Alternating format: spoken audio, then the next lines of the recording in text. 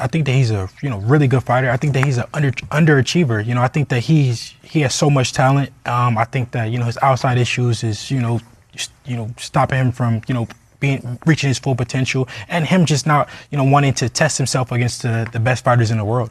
There's a guy like Pitbull Cruz is it's just a fight that no one asked for. Yes, sir. We back. We back, and it's happening. The man is back. He's here. He's here. Hold on, y'all. Before I get into this video, one of my subscribers sent me some chapstick because apparently I be licking my lips too much in my videos. I didn't notice it, but when I went back to look to see if I do lick my lips a lot, I do. I got a bad habit of that. So they sent me some chapstick, Aquaphor chapstick. I appreciate you. We're gonna keep the name anonymous. So yeah, we're gonna get that out the way. Now let's get into the good shit.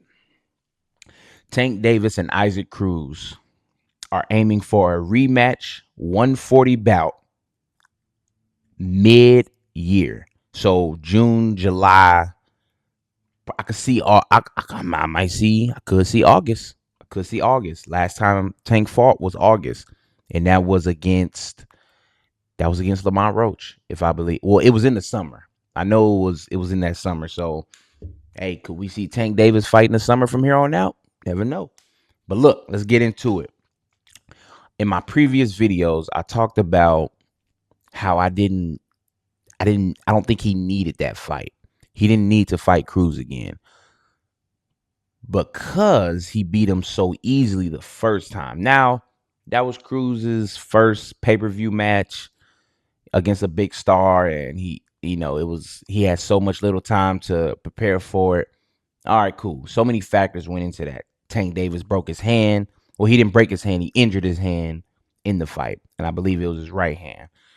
So this fight, it could go a different way. We could see a knockout by either or. We could see a unanimous decision by either or. We never know. We could see a draw again because Lamont Roach and Tank had a draw.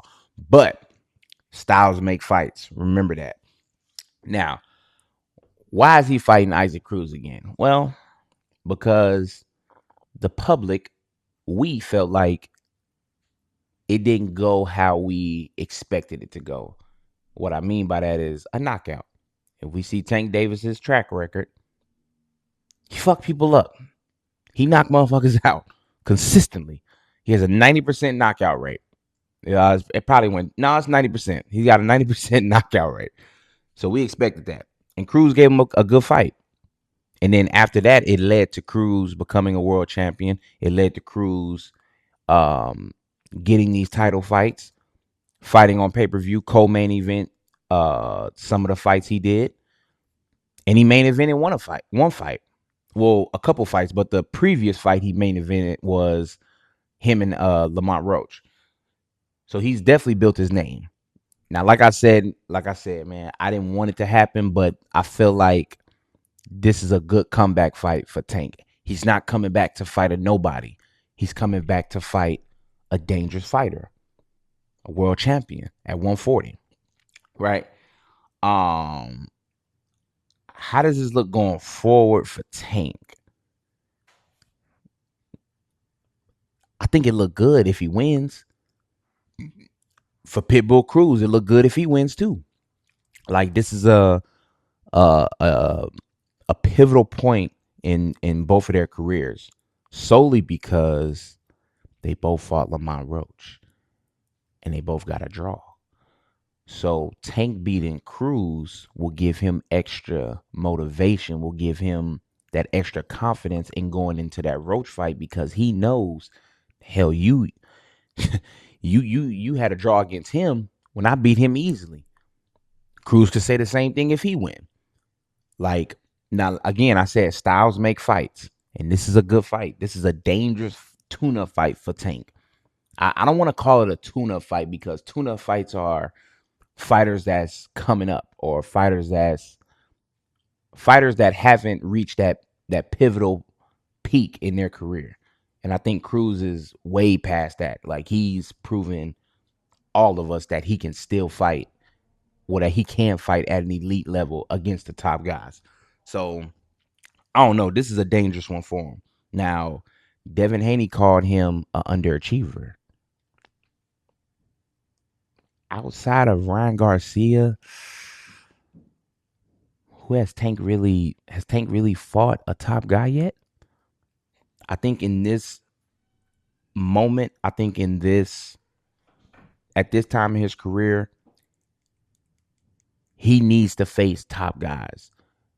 He's already been a world champion at 135. He's already been a world champion at 126. He's already been a world champion at 140. You proved to us you're a champion. You proved to us you can dominate in different weight classes. All right. Now let's go make some money in this.